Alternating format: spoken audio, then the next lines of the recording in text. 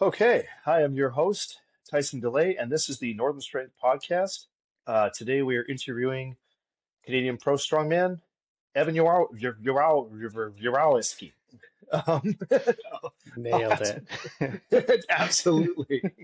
Um, Evan just won the 2025 Canadian National Championships for the United class in strongman, and he's currently on his way to the Arnolds. How are you feeling? I'm good. I'm feeling pretty comfortable this prep. Uh, I think it's the first contest in what feels like a while where I haven't been like chasing numbers to like just perform. Yeah, You know yeah, what I mean? Like me kind of meeting the bare minimum, like, oh, I just need like to move this weight and I'll be okay so I don't like lose points. yeah, So I've had, I guess I've had a slightly different approach for this contest prep. yeah, Uh, just trying to like improve the quality of my movements, move a little bit faster, more athletic, yeah, yeah. right? So I've been doing more contrast training for the last 4 weeks, so hopefully that'll pay off. And what does that look like for you? Like a weighted and unweighted movement Okay. superset Yeah. with Oh. similar movement patterns. So something I do would be like deadlifts and broad jump triples, Oh or yeah. I do box jumps with cleans or squats, Yeah. something like that.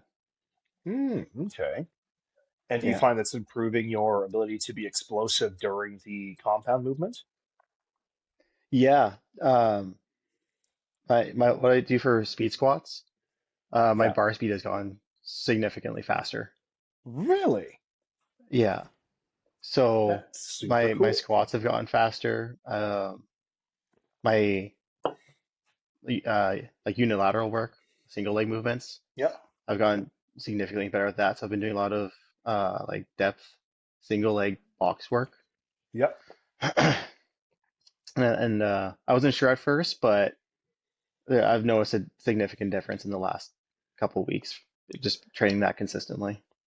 Has that been something that's been typically in your program, but like in a different fashion, like not supersetted with these compound movements, or have you basically never really done a lot of the explosive jump work? I did more specific contrast training honestly like 10 years ago. So Oh it's been a wow. minute. I've Yeah. always like done some sort of plyometrics in my training, even if it's just a box jump progression or broad jumps. Yeah. But I've just kicked it up more lately, and instead of just doing like 5 sets of three or 3 sets of 3, whatever, I'm feeling for that. But 'cause I just Yeah. do plyometrics, kind of like wake up my nervous system, Yeah. get myself firing for like something else. Yeah. But I'm training it Absolutely. more intentionally now to be better at plyometrics, and I think it's kind of paying off for what I want. That's pretty cool. I like that. I love using, excuse me, I love using jumps and stuff like that to prime the system before explosive movements like a deadlift or an overhead press or a squat. But I haven't ever put them together in the same like a superset. Yeah. Um, when I was reading up on contrast training, you can superset them like do the plyometric or unweighted movement before your loaded movement, Yeah. or you could do it reversed, or you could just do like a deadlift, wait 3 minutes, and then do whatever jump you want to do. So Yeah. there's ways you can mess around with it depending on what kind of like stimulation you want. That's super cool. I like that. That's that's one thing I really enjoy is putting jump and or sprint work into a lot of clients' work because to me it helps with obviously explosivity and then also with athletics, which a lot of weightlifters just choose not to be athletic. They're just like, I just want to lift a heavy barbell. And I'm like, but you should also be useful in day-to-day life. So, Oh yeah, absolutely. I love seeing what was it? The Egyptian weightlifting team. I was watching a YouTube video and they were doing track work, and these people are like phenomenal on the platform, but watching them just try to do like bounds or just like athletic things that you would do on a track was crazy. Just the contrast of skill. yeah. Well, and Yeah. there's an old saying, at least in the strongman sphere, because obviously most people in strongman transition into it from a different sport. They say it's easier to make an athlete into a weightlifter than it is to make a weightlifter into an athlete. Yeah, I believe that. Yeah, yeah, because if you see someone transition over from a sport where they move really well, like something like rugby or even like wrestling, you see those guys will transition into strongman usually a lot better than people who are, let's say, from powerlifting. So, Oh yeah, yeah. absolutely. They have more like kinesthetic awareness, Oh, like way better more. motor control. Yeah, Absolutely. That's yeah, definitely why that is. yeah. Well, especially like when you look at like the nature of strongman being at least half of the events are chaotic speed and or moving events. So it's like if you're Yeah. not used to moving under load and like unilateral movement side to side sometimes, or very fast in one direction, you're kind of screwed. Oh yeah, that was probably my biggest learning curve was how to move with weight. Yeah, yeah, Because like I was like, oh, I'm pretty strong, I can clean jerk, squat, snatch, whatever. But then picking up a sandbag and running with it, that was humbling. yeah. I think it is for a lot of guys. Like I've seen guys come over from powerlifting, like huge guys, like great big bench press on them, big squats, big deadlifts, and they will struggle with the 200-pound sandbag sometimes. Yeah. Yeah, it's wild. They're like they can lift it, but they're like, what? You guys do this for reps, and you guys move with it? Like what the heck? So yeah, it's definitely a steep learning curve. Mhm. So obviously you're now a pro strongman, which is super cool. I wanted to harken back to like the very beginning for you. Like what got you first into the gym, and then what led you to eventually getting into strongman? Could you walk us through that, please? I think I've always wanted to be a gym rat, like ever since I was a kid. Yeah. Um, I would watch like Pro Strongman on TSN before cartoons on weekends. Oh, cool. Yeah. So, uh, like the Lumberjack challenges, Pro Yeah. Strongman, firefighter games. Yeah. I just watch all that stuff, and yeah, I just bum around with my dad's weights in the basement, and eventually got Yeah. a gym membership when I was like 13, I think, and it's just been a gym rat ever since, playing That's kind sports. of awesome. Yeah, and like when I trained at a gym in Saskatoon called Synergy, Hmm. um, I just like mess around with equipment. So I always play like strongman stuff if circus dumbbell, Yeah. log, whatever. So I was like familiar with it somewhat. I Oh, never cool. like was intentionally skillful until like um I did my rookie competition, my novice show in 2017. Oh, Uh geez, that was a long time yeah, that ago. was it. Yeah, it was. I just didn't do anything after that until 2023. Goodness gracious. Yeah, because like in 2017 I did like just on a whim, like why not before I moved out of the city. Yeah. So just did it for funsies, and then I just dove into weightlifting for like 10 years, and then I switched to Holy strongman. smoke. Yeah, because you did Olympic weightlifting to a fairly high level, did you not? I qualified for nationals. Hmm. Uh, I qualified for nationals a few times, but I never actually competed because of either COVID or illness. Oh So yeah. it just happened enough times I couldn't do something with nationals that I just said, I'm done. I'm burnt out. I need something new. Oh, yeah, fair enough. Well, and I would imagine, and this is just me guessing, but I'd imagine it's fairly monotonous. So, Yeah, especially when you get to the point where it takes so long just to add a couple kilos to a lift, yeah, yeah, right? And then to do that consistently as well. yeah. Like, Well, because like powerlifting is very similar, where you hit a peak and then it's so hard to get past that because obviously it's the exact same movement over and over and over again. But like powerlifting is nowhere near as chaotic as Olympic weightlifting. Like you guys are dealing with very dynamic loads here.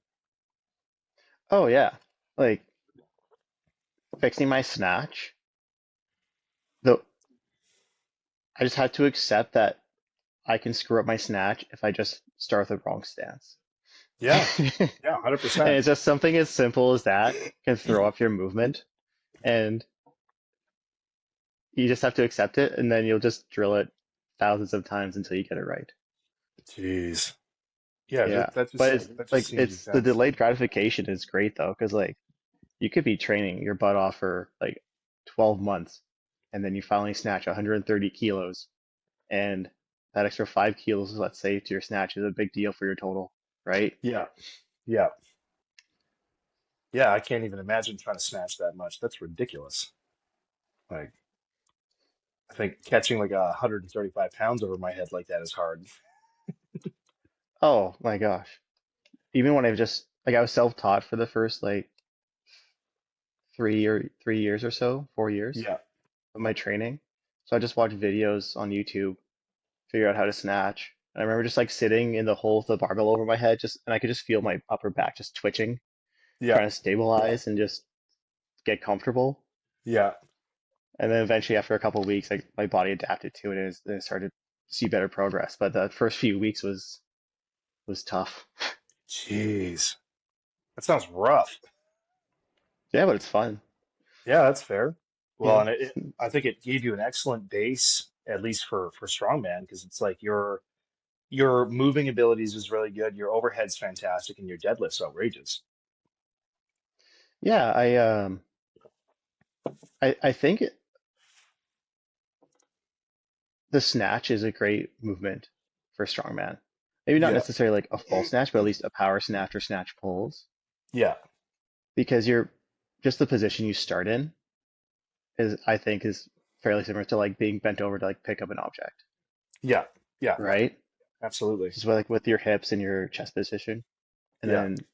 then the shoulder strength you need, like the upper back strength to snatch properly because you got such a wide grip, right? Yeah. Through the whole Well, movement. and if you look at most people coming over from other sports into strongman, the biggest thing is the upper back. Like powerlifters have great hips, but no upper back for the most part, unless they're training very Hmm. intelligently. Yeah. So that was something I struggled with for sure.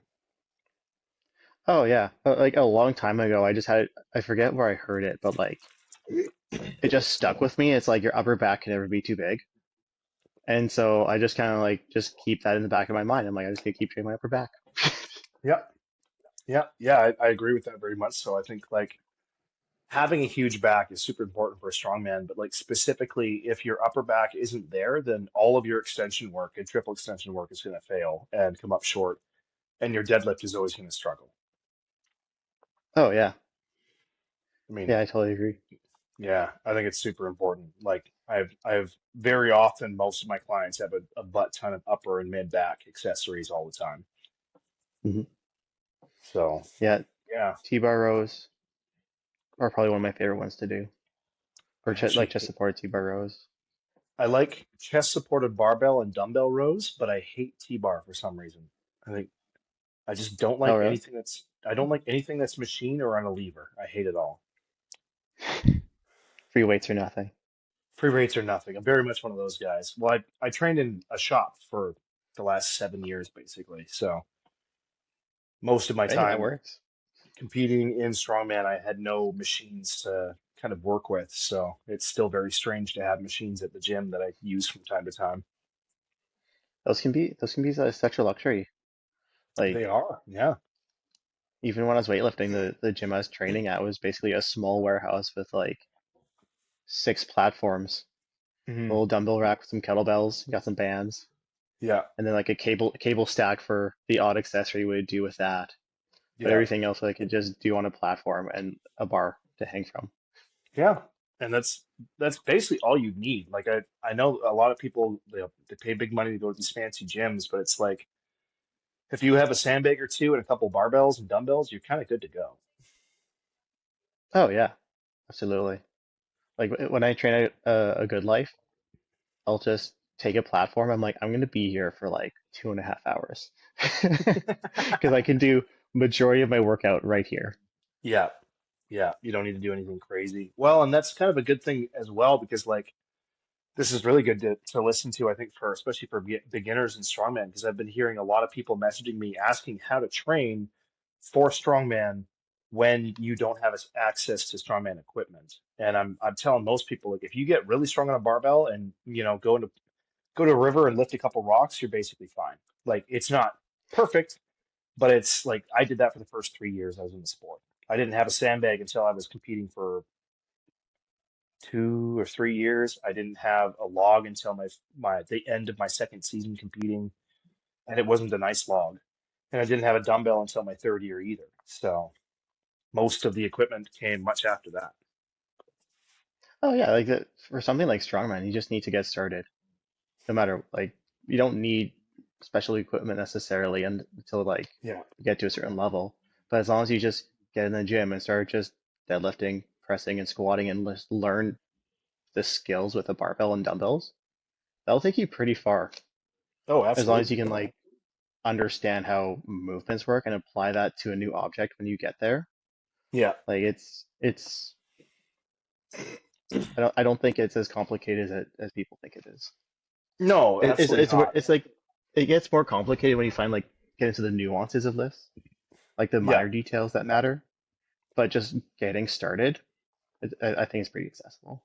Oh, 100%. Especially like I said, like in your first season or two, like again, it's different if you're like, placing top five at nationals or something. That's when you want to like put down some money and find some good equipment or find a good gym to go to. But it's like if you're just going to regional shows, you're fine with just a barbell and some rocks.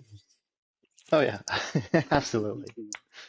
Just get strong like that. I mean, the first competition I did with a log, the first competition I ever did had a log axle and a keg medley, and I'd never touched any of those before. Hmm. So I just figured it out on the fly. And the keg was water. It Okay. was all full of water. It was awful. Oh, sloshy. Oh, it was terrible. And it was all Was it a overhead. keg So press? yeah. Oh, so it was a keg press. Oh, crazy. Yeah, it was weird because for me, I just transitioned from powerlifting over and I knew of some strongman events, but I didn't know what events specifically were going to be there. And I didn't know how to train really. So I just trained with a barbell, grabbed a couple rocks. Didn't even know that I wasn't allowed to do sumo. So that was a little bit awkward trying to like panic. And they actually let me pull a couple reps sumo. And then they were like, yeah, if you go to provincials, you can't do that there and you'll never be able to do this again. So One and done. yeah, it was the one and only time I've done sumo in a strongman competition. So it was pretty Yeah, weird. I remember my first competition. It was I think it was an 18-inch axle deadlift for reps, Oh, geez. and yeah, it was only like 400 pounds or 405 or something like that. Yeah. So it was pretty easy. But the amount of times I heard the people running the event and like helping the rookies like get familiar with the events, Yeah. the amount of times I heard them say no sumo, because people kept wanting to say like pull sumo, just because they're like, oh, if I just widen my stance, it's already 18 inches off the ground. My range of motion is only so much, Yeah, but exactly. not in here. Well, I mean, I don't know. Do you know who Jerry Pritchett is? Pritchett? Yeah. Yeah. Yeah, so he's an old-timey super heavyweight strongman, and he had the widest conventional stance that I think anybody's really seen on like the pro highest level of strongman. But for his height, he always had a super wide stance. And I remember trying to do that once, and I was like, "Yep, this is not for me. So this is Yeah, awful." no, I feel like deadlift stances are very individual. Oh yeah, everyone's different. Oh yeah. So I feel like it depends greatly on your leverages, your femur length, how long your arms and legs are. Like it's all important. Oh, absolutely. And even like if you, let's say you're like a 105 guy, and eventually just like bulk up to like 120 or something, depending on your frame. When your belly grows, you're gonna have to change your stance. Yep. Yep. I've had to change my stance a lot over the years. Well, I guess you've gone from what, like U80 up to 105 now? Yeah. Yeah. At the lightest I competed was 181 pounds on the day, and the heaviest I competed was 232 on the day. So 232. That's yeah, crazy. yeah. That was nationals. I was real fat for nationals last year. Oh yeah, that I looked at that picture of us together after nationals, and I'm like, Tyson. Massive. I ate so much. I basically stopped. I shouldn't say stopped eating, but like the probably the week after nationals, I lost 10 pounds just because I was so exhausted from eating so much. I just ate what I wanted to eat instead, and I just lost so much weight right away. It's hard to Wow. s- it's hard to keep weight on me. Like it's my metabolism is very, very high. I believe it. You got a lot of muscle. Yeah. Well, and even when I was really skinny, well, my whole family's super skinny, so it's hard to stay heavy. Yeah. But yeah, I Yeah. think you're doing a good job at it. Thank you. Yeah, I usually if I'm not trying super hard, I hover between 100 or sorry, 210 and 215 pounds. So that's like a maintenance of like 4,500 calories a day on average. So That's a good amount. Oh my goodness. yeah. Yeah. Like I have a hard time eating 3,000 a day. Oh my gosh. Well, what's your body weight usually though? I usually walk around about 205, give or take. Yeah. Yeah. See, and at 3,000 calories a day, that's when I was cutting for lightweight. So my average body weight was like 185 to 190. Hmm. So, and I was losing like 1 to 2 pounds a week while I ate that much. Crazy. It was rough. It was really rough. Hmm. Hmm. Yeah. So what do you eat at for maintenance now? Because I noticed Yeah. you were posting that you're down to like 205-ish, I think I Yeah. saw. So roughly a month ago, I was down to 205. It's because I purposely dropped my calories for the to about 3,900 to 4,200 calories a day. And that made a significant difference, I found, because like I just slowly got leaner and I was doing a lot of cardio at the time as well. I was doing like minimum 20 minutes of cardio every single session I had trained. And my job is also very active as well. So I leaned out fairly quick. I think it took me about 6 weeks, probably a little more than that, maybe about 6 or 7 weeks to lose like 10 or 15 pounds. And went down to 205 and then started like a slow, clean bulk back up. Um, Zero pizza, no pizza at all. I was so depressed. Oh, Yeah, I've had I've had one pizza. I had one pizza on New Year's, and I've had one pizza since. So yeah, but yeah, now I'm is back up that to hey. is that your kryptonite? Is pizza? I wouldn't say kryptonite because I'm very good at weight cutting. But like on average, every second week we do D&D with a group of guys here, and I always buy a pizza when we do D&D, and I'll eat a pizza while we're playing D&D, and it's just my thing. Um, That's pretty but sick. I like that. I think it's great, and I love pizza. We have like a legendary pizza place in town here, so I just order from them. Like I don't even have to tell them what I want. I call, they punch in my number, they go, "Oh, hey Tyson, do you want your normal?" And I'm like, "Yes, please send that." And they just send it to me, and it's great. So, Oh, it's perfect. They got you dialed in.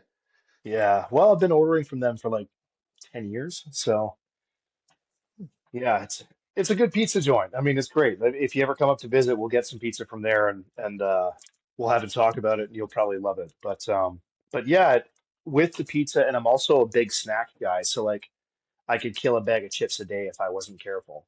And on top of that, when I am eating, I like to just pile cheese and sauce on stuff.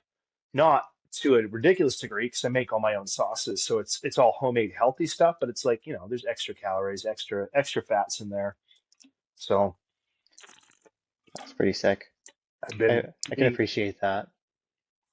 yeah, I mean I like food. I like eating. I've always been the cook basically my whole life, even when I lived at home, like as a kid, like I cooked basically at least one meal a day, usually two or three.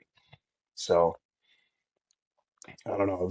I've always cooked a lot. And then now that I'm trying purposely to keep fat out of my diet, I've been like boiling, I shouldn't say boiling the fat out of my beef, but I've been like cooking the fat and then draining it all out of my beef rather than just eating it with. Oh, hello. Good Lord. Um, but yeah, no, I've been going out of my way basically to try and clean up any fats in my diet and keep my calories high, which is very difficult because Hmm. obviously you get a lot of calories out of the fat, but it's been purposeful. So now I'm back to waking up at like 2:12, going to bed around 2:15, 2:16, and you know, uh, basically almost as lean as I was at 205. That's pretty sick. Do you find you just feel pretty good walking around at that weight? You don't feel like cumbersome or anything? Not at all. So I think because for the most part, I put on weight really, really slow over the years. And I like because I've been basically been attempting to bulk almost my entire lifetime in this sport. Um, because it's been so slow and my metabolism is so high and it's been hard to put on weight, I think my body's just gotten very used to it. So like I can still sprint, run, jump, everything the same at 220 as I can at 200. But my endurance comes easier when I'm lighter. So if I'm having to do like a hike or something, it's easier to hike at 205 than it is at 20. Oh yeah, absolutely. Yeah. So, but it's like it's not a terribly big deal. Like for me, I do like being a lot bigger. I don't like being as small. And every time I lose weight, I'm like, well, my abs look nice, but my shoulders look smaller, and that just isn't worth it to me. I'd rather be juicy and huge. So, Yeah. yeah, Who doesn't want to be juicy and huge, right? juicy and jacked. Yeah. So, but yeah, it was good. I think to recomp a little bit. Like I think I definitely took the bulk to the max with my nationals run, and then I stayed fairly large running into OSG. I think I was averaging like 218 to 222 during my whole prep for OSG. Um, so I was quite big, but I like being bigger, and like I said, my body cuts weight pretty well. So yeah, as long as I'm patient. Yeah, the last little bit of the weight cut, and if you're especially in the sauna, just kind of just feels like a long time. Yeah, it's not my favorite. So my plan this year, at least if I have to cut to U90, is to try not to get too far over 215. Because like I cut for Westerns last year, I think it was about 215, and I spent like maybe 2 hours in a sauna. Whereas like cutting from 220 to 225, I spend like 6 to 8 hours in a sauna. So it's significantly a lot more. Absolutely. Yeah, that's that's a gross amount of time in a sauna. Yes, but I always make weight. Yeah, good for you. Yeah, I'm I just had to cut stubborn. from 215 once, and I refuse to do that ever again. Oh, really? Yeah, Oh, it geez. was it was just a miserable experience trying to lose that weight because I just it was before Alberta provincials in 2024, Yeah. and I was just enjoying training, eating food, and I was like feeling huge, feeling strong, and then I kind of lost track of my weight, and then I was like a week, 10 days out from provincials. I stepped on the scale. I was like, dang it, I have so much weight to lose in Oh, such a short man. amount of time. Do you have But like a good weight cutting protocol for that? at the time, not really. Okay. I was still figuring out how to weight cut, like what feels good for me. Oh, Uh, geez. Okay. yeah, so I just spent a lot of time in the sauna, messing with carbs and salt, Fair enough. and you know, I remember I had to get early that day so I could go to the steam room and sweat out the last like couple pounds. Yeah. So I only weighed like 197 pounds for like maybe half an hour. Yep. Yep. That's That's all usually you need. how we do. I try to leave. I'll try to cut to 1 pound over or 2 pounds over the night before weigh-ins, and then I'll wake up early on the morning of weigh-ins and cut the last pound if I need to. And that way you spend as little time in that super depleted state as possible. You don't find when you wake up you lose a couple pounds just overnight. So often I do, and there's been the odd time where I've woken up at the same weight or even slightly heavier for some reason, even if I haven't had any Hmm, liquids. So I've interesting. had I've had usually, especially if I'm a little bit smaller, I'll sweat out. But it's like on those really, really tough cuts that I've had, it's been I usually wake up and I'm like, well, we still have a pound to go, or it's like point 0.2 less. So Yeah. I don't Well, know. at least you're like right on the cusp, so it's not too bad. Oh yeah, no, it's we have a pretty good protocol, and I've been following it to the T for the vast majority of the time I've been doing this. So the only time I didn't really need it was when I was competing at Nationals 2023. I woke up at weight like 3 days before the show. So yeah, but I was also actively trying to stay in within range of lightweight so I could do OSG at lightweight like 6 weeks after nationals. Yeah, that's fair. That's a smart move. Yeah, so it's pretty small all the time. So I do feel like I gave up a lot on the static events because like my body doesn't like being slim. Like it doesn't like being small. Um, but I was a decently strong lightweight. So yeah. But with you being 205, that's a pretty comfortable weight. Like you don't really need to work too hard to maintain that all the time. No, yeah, that's a pretty easy way for me just to walk around at. For me to get up to like 210, 215, has to be very intentional. Yeah. I have to eat a lot of food. I don't Yeah. really enjoy doing that.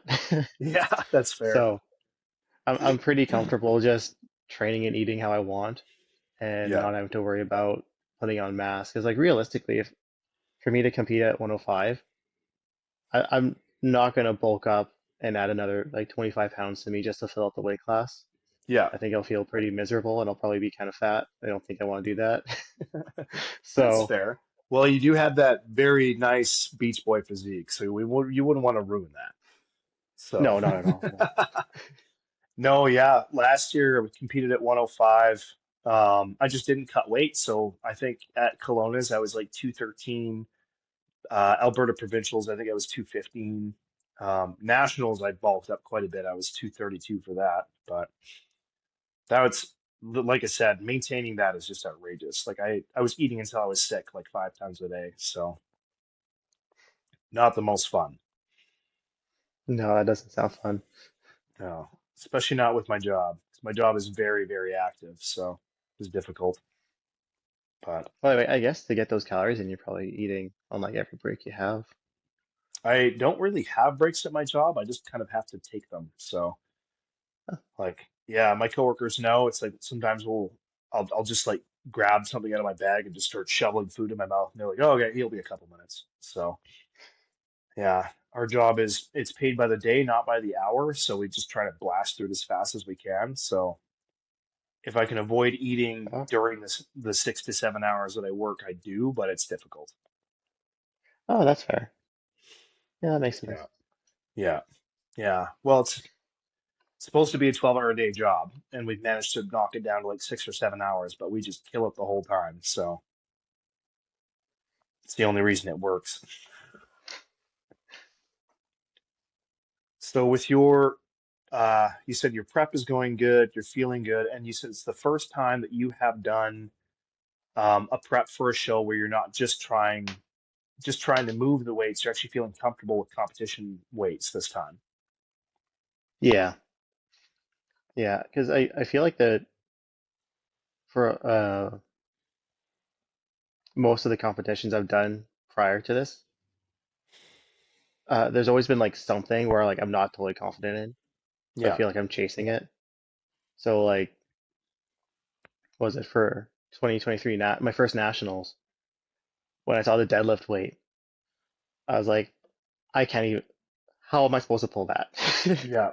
And so Yeah. I was just like, just chasing the deadlift because I could do the keg, I could throw the bags, Yeah. and I could not Viper, Viking press just fine. Yeah. So Yeah. it was kind of like it's always been deadlifts has been my weak point, relatively speaking, up until I think this year. Yeah. This year your deadlift really took off. I was very, very impressed with the difference from 2024 to 2025 because in 2024, I think you were sixth in the deadlift or Yeah, something fifth. like that. Yeah, around Yeah, and it there. was like it was still a strong showing, but I mean like you were nowhere near the top deadlifters. Whereas Oh like no. and then nationals in 2025, you smoked the top deadlifters. Like there was no question, you smoked them. Like your deadlift was just it went up so much, and that's on the reps side. And then at OSG, watching you hit the 675 is like this guy is on another level right now. Like you just went Super Saiyan. It was awesome. Yeah. I, after nationals, it felt like I don't know. It's like something shifted, and my body's just like, you're stronger now. Yeah, yeah. You know what I mean? Like, I did think you people have that go through feeling after you won levels. nationals? I actually I think I went through almost like a 20% strength increase after nationals in most events when I won nationals. And I think a lot of that was circumstantial with like my life and the choices I was making were an awful lot better, and a tremendous amount of stress had been like taken away. I was making a lot better choices in my personal life, so I was able to focus on training a lot more. Didn't have as much crap going on in the background, and I started sleeping, which I'd never really done before. Like I'd never like slept well. And again, that was just my own choices with my personal life. So things got a lot better, and I got way stronger as what do you call it? As a result, because at nationals, like you saw the 290 pound the log that was like a very difficult one rep max for me at nationals, and during my prep for Arnold's, I did 3 reps at 285, and it was very comfortable. Yeah, So, that's and then huge. smoked a 305 log for a very easy single. Like it was just ridiculous. And then sandbags went up, my deadlift went through the roof. My grip was still garbage. But I basically in the prep for Arnold's, everything that was in the prep, I PR'd constantly. So, Well, that's excuse me. fantastic. Yeah, so I feel like there are levels to it, right? Like, and you level up as you go. And I think part of it's just confidence. Like, I think mentally we get in our own way so much. Um, and I think winning really just showed me that, oh, okay, oh, goodbye. Everything is working. The plan is good. I'm not coming second for the third time in a row. Thank God.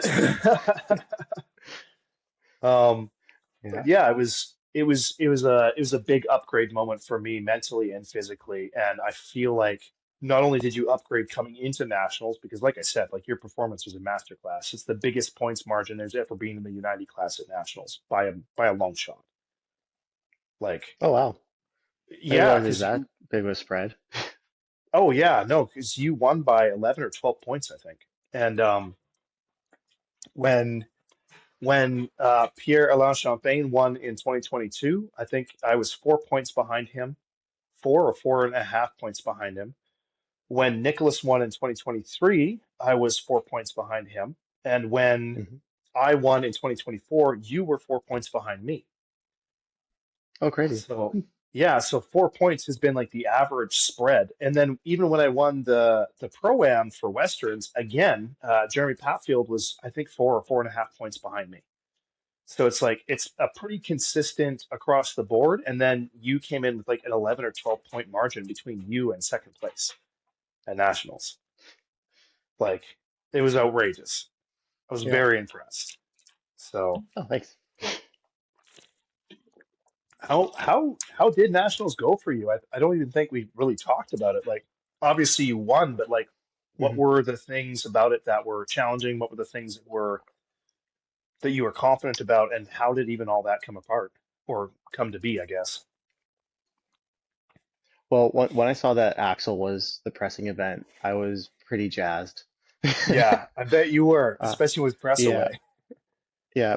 Axel with press away and sandbag to shoulder is I've got the like the national record in both of those events. Yeah, So I'm like, you know what? Like I'm the guy to beat for that.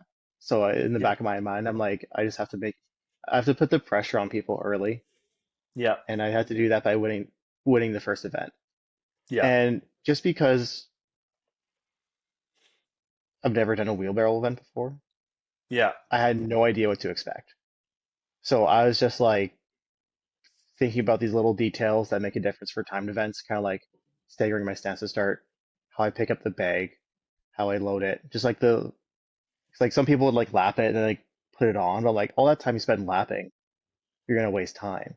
yeah, And so when I was warming up, I would just walk up to the bag and just move my hands efficiently as possible to get my hands underneath. So just like yeah, kind of just like scoop it, like knock each side gently with my elbows, just to wedge yeah, my fingers in, and just like pull it to my belly to one motion it on. So there's like no wasted movement. yeah, And I was just thinking just speed the whole time. And I ended up yeah, having a great time because I just yeah, rehearsed the little details that make a difference for those timed events. and it just came together for me. I think that's something really important that a lot of people don't understand is like at the very top level, there's been way too many times where I've won and or lost an event by like a split second or just a second. Like it's so important for those little things.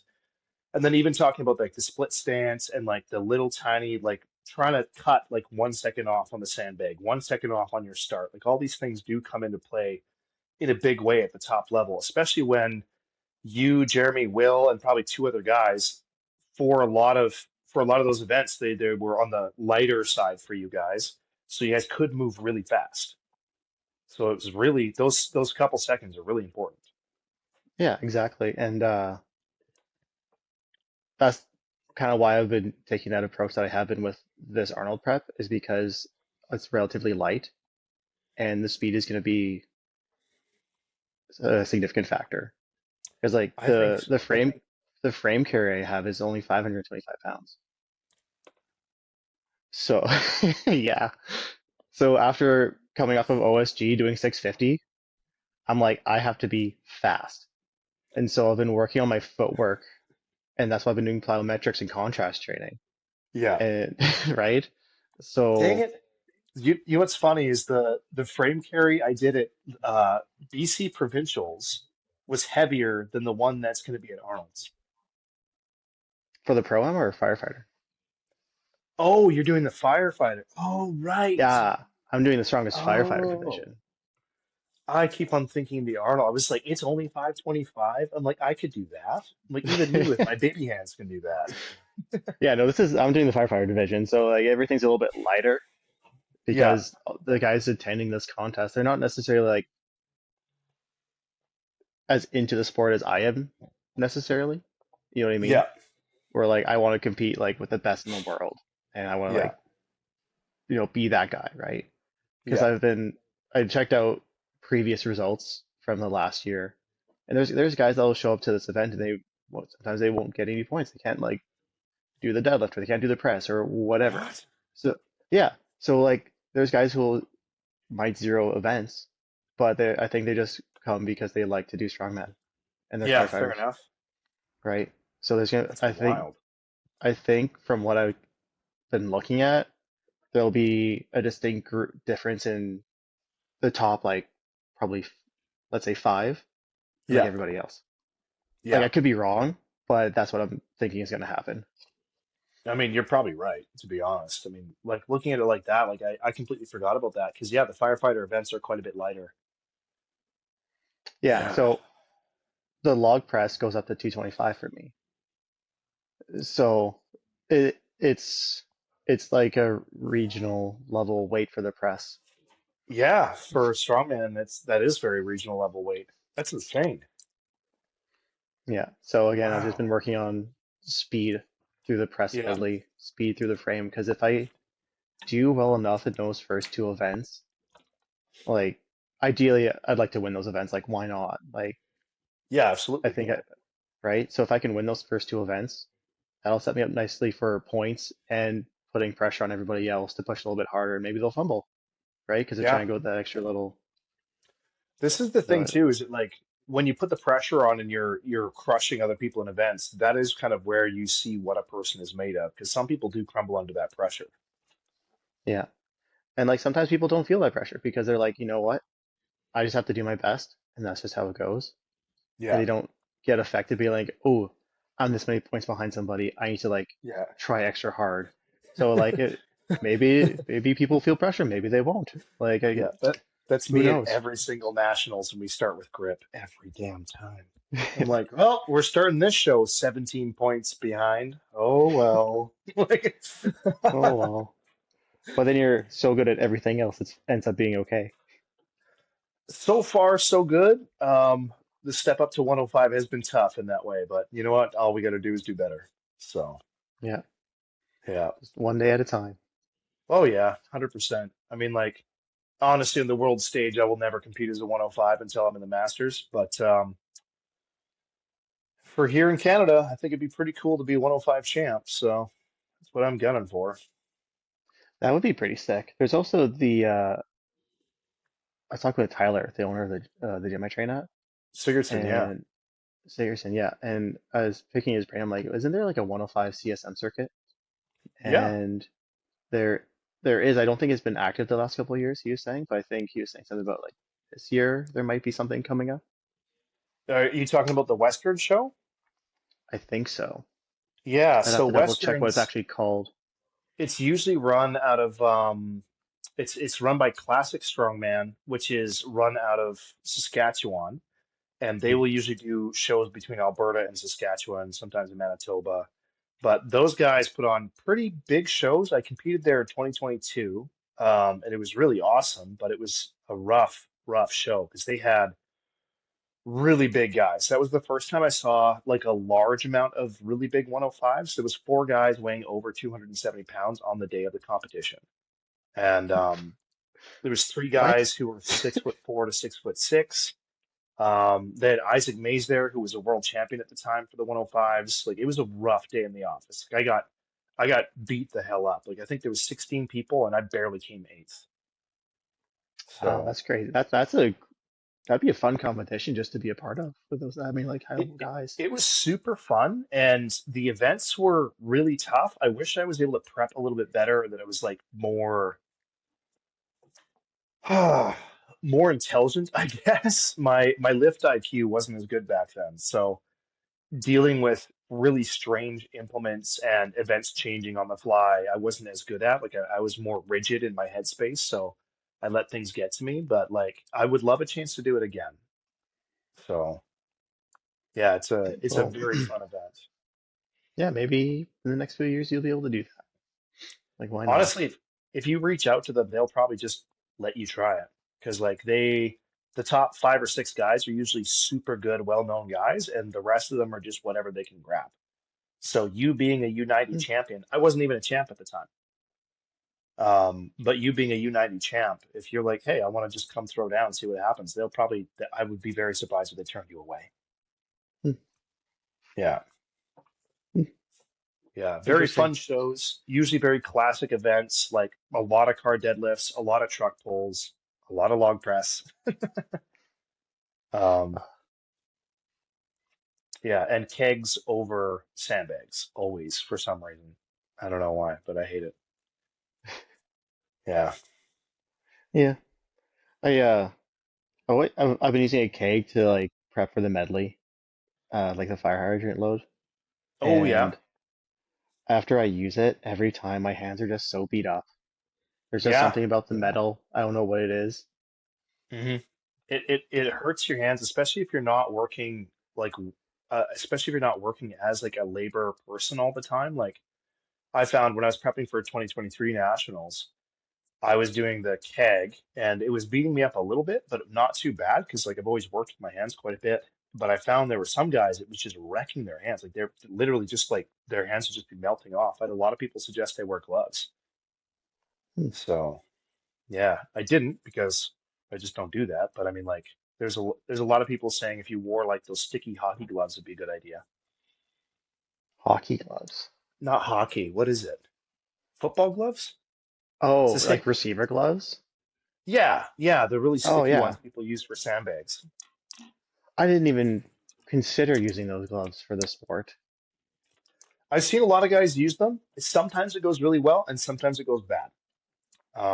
I would definitely I train with feel them before yeah. trying to move competition.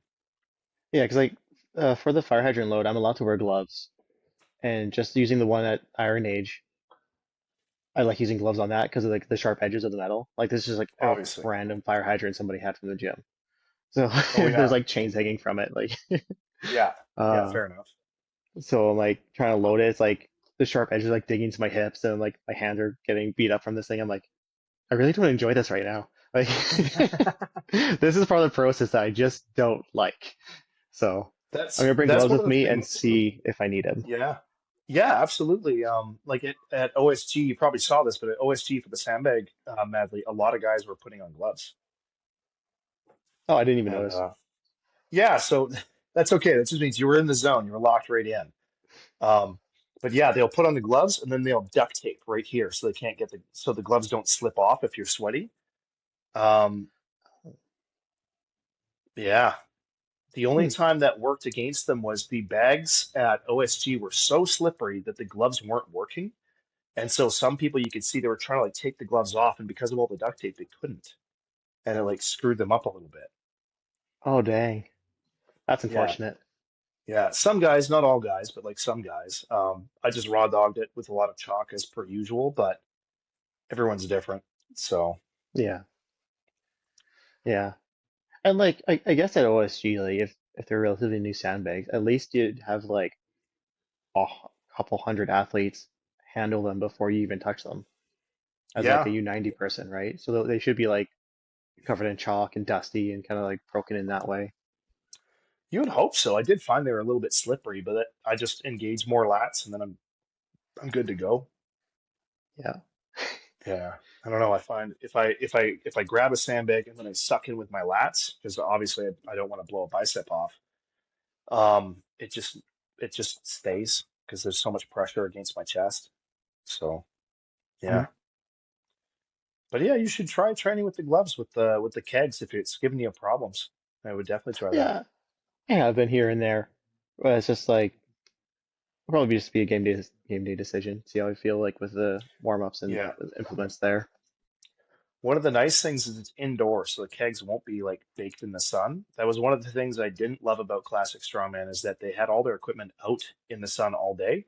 And so they had like a pair of black farmers walks and like I think 10 or 11 out of 13 I think we had 12 or 16 guys. I don't remember how many exactly, but like almost every single person ripped their calluses off. It like and I remember like feeling it just melt my hand off. Like because it was Oh plus no. 45. It was 45 degrees outside and it's in the sun and it's black. And then the kegs as well were super hot to touch. So, That's no fun. no, it was just painful. It's just strongman. A Yeah. lot of strongman is very painful. I dropped a 220 pound steel block on my head when I was trying to press it. So that was also painful. Hmm. But yeah, wasn't my best day. It was definitely not Oh, my you seem best all day. right now. Oh, well, I don't know about that, buddy. Hell. Yeah, no, I've been hit in the head a lot. That's why I stopped doing fighting sports. I would rather not get hit in the head anymore. Oh yeah, absolutely. Like Yeah, I stopped playing rugby for well, that was a big factor. I was just like, yeah, I'm kind of tired of getting my head knocked around. yeah. Well, I mean, like you can only, I shouldn't say you can only take so many concussions. Everybody has like a different threshold for that, but it's like having a ton of CTE is not great. Oh no, that's especially for like the payoff of like the level of sport that I was playing. Like, why would I risk that kind of injury for Yeah, such little return?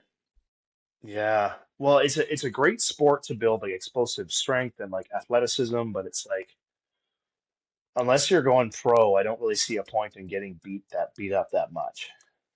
Yeah, I feel like the guys who stick with it just at like a city level, it's just like a passion for them. Oh Like, yeah, definitely. They love it. yeah, Yeah, that's kind of I realized pretty quick because I did MMA for about 12 years. I realized pretty quick when I started training that really hard and started sparring with it, I was like, hey, I love doing this, but I probably won't be able to do this for very long.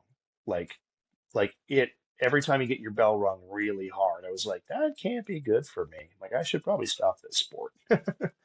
yeah. But No, that's fair. That play it safe. yeah, well, I mean, and that's what led me to find weightlifting eventually, because I was always just a really little guy, and I'm like, well, if I can't fight, and compete in that. I have to find somewhere else to compete because I'm very competitive and I need some sort of athletic endeavor to chase. So Yeah. yeah, Well, that's kind of what like brought me back into the sport. Because I stopped weightlifting and I started doing jujitsu, yeah, but I didn't really yeah, like competing in jujitsu. Wasn't really something I like the process of. yeah, So I like training it. That was fun. Like I like rolling. It's great. yeah, But I yeah, just had that itch of being like, I just need something yeah, competitive and I like to be strong. yeah, So Ian, a trainer at the gym that I was training at in Edmonton, he's like, you should do strongman. You'd probably be good at it. And so I was like, all right, I'll register for a competition. Yeah. Why not? And And then now you're a pro. now I'm a pro. Yeah. I honestly didn't expect that to happen. I was just like going like a competition at a time. I'm like, you know what? I keep winning, so I might as well just keep going with it. Did you not get like an inkling of like how good you are during like 2023 at all? Not until like after nationals.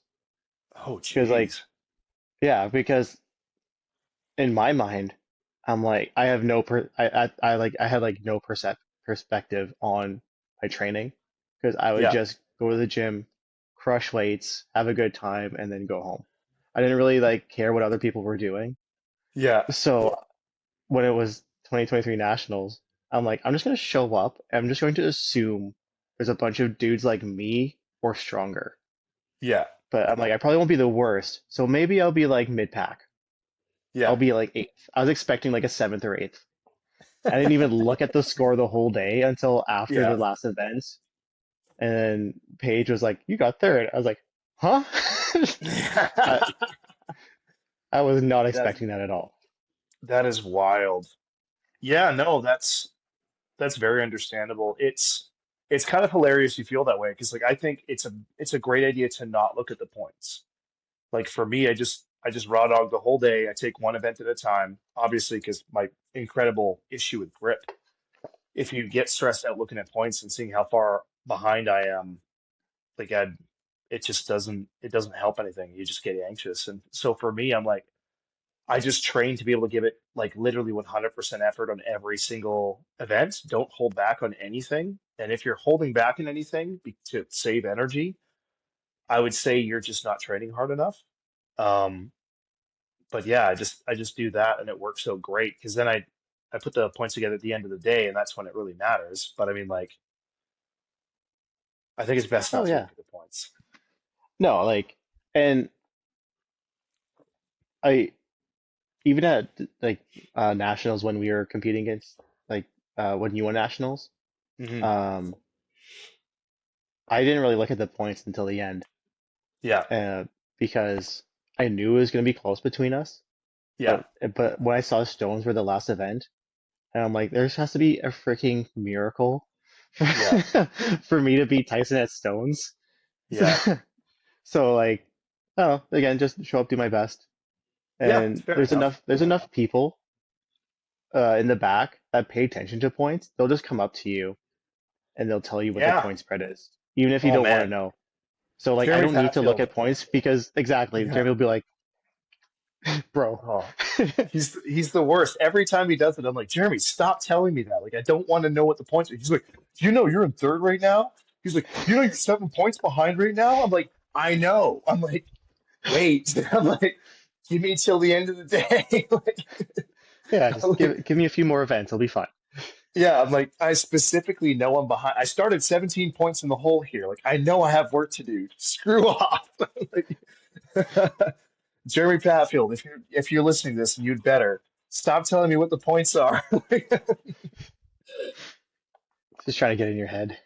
Oh man. Maybe. Yeah, I love it when people are always like, "Oh, you're behind. You really got to push." I'm like, I literally give 100% every single time.